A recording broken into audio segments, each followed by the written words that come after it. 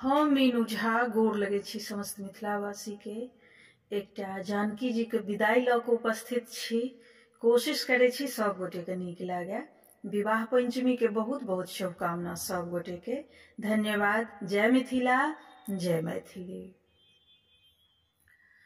परम पवित्र मिथिला नगरिया से लिखल छल सिया के विदाई रे सहेलिया। लिखल छल सिया के विदाई रे सहेलिया। सिया जी के जन्म सुनि आनंद भेल नगरिया से दुअरा पर बाजई बधाई रे सहेलिया। दुअरा पर बाजई बधाई रे सहेलिया। हीरा मोती अन धन सोन मालोटाओल याचक के देल खूब विदाई रे सहेलिया। याचक के देल खूब विदाई रे सहेलिया। निस दिन सिया जी के लागे उबटन माँ से कब होइती सिया जी सियान रे सहेलिया। कब होइती सिया जी सयान रे सहेलिया। एक दिन सिया दाई हंसैत खेलैत में शिव जी के धनुष लेल उठाई रे सहेलिया।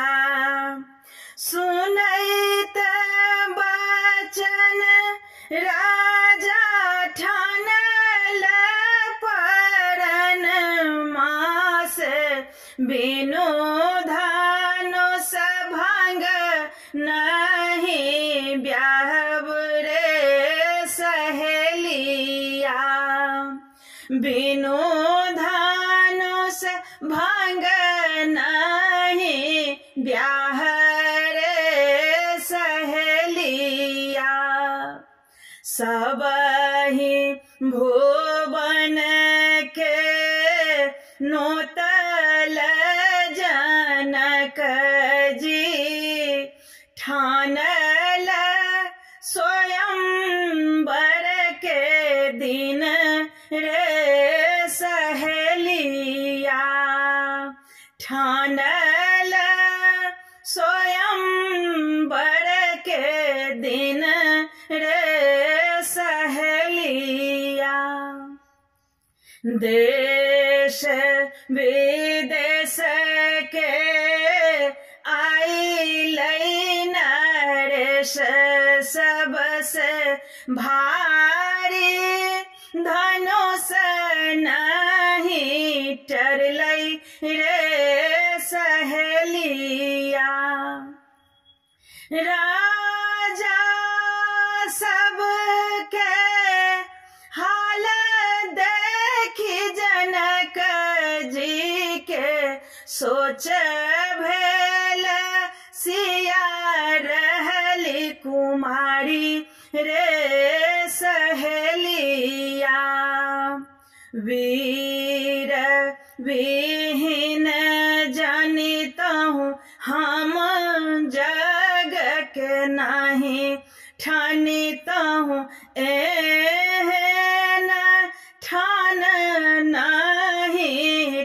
तुम रे सहेलिया। जनक वचन सुनि लखन ऋषि आयल, तनिक हुकुम हम पाई रे सहेलिया। तनिक हुकुम हम पाई रे सहेलिया। तखन वचन सुने रामचंद्र कहलाने, गुरुजी से आज्ञा हम मांगब रे सहेलिया। एते वचन सुने राम जी सो सुनलाने, गुरु देल राम जी के आज्ञा रे सहेलिया। गुरु देलन राम के आशीष रे सहेलिया।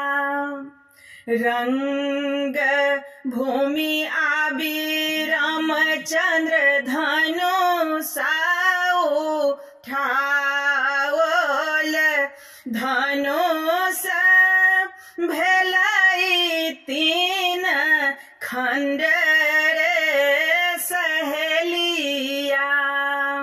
धनुष भेलै तीन खंड रे सहेलिया। सिया जी के हाथ शोभे फूल के रे माला, श्री राम जी के गले जय माल रे सहेलिया। भेल विवाह आब भेल विदागरी से, डोलिया पर चढ़ी सिया जी जाथी रे सहेलिया। डोलिया पर चढ़ी सिया जी जाथी रे सहेलिया।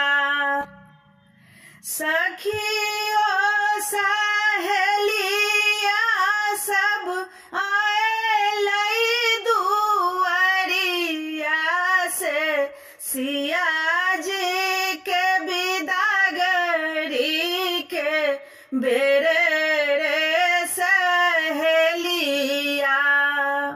सिया जी के आनी के संग के बहिनिया से, डोलिया में दिलनी चढ़ाई रे सहेलिया। डोलिया उठाए से चलला कहरिया से, धन लेला अवध के बाट रे सहेलिया।